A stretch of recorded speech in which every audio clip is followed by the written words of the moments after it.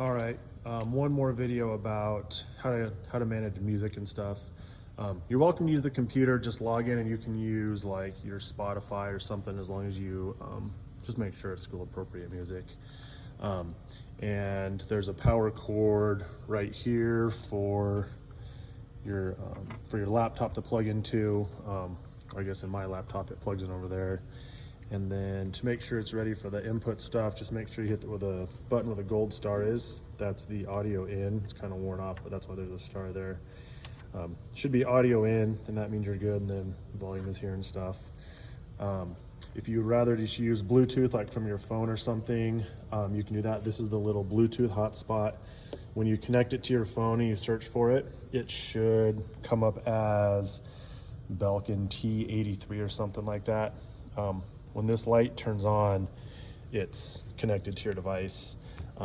Both of these should be plugged in. This is the one for the Bluetooth device. This is for the computer.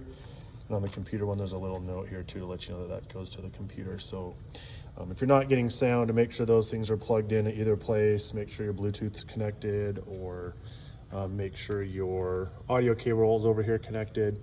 And then if your computer's not working, sometimes in your settings, down here at the bottom, the audio sometimes automatically gets muted when you first plug in to the side. So verify that your sound at the bottom is on and it's not muted to help you out there. So hope that helps.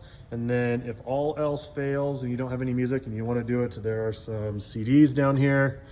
And just make sure if you use your CDs that you open and close it, and then you got to change your setting here to the CD if you're going to play from those. But you should be pretty good with everything else.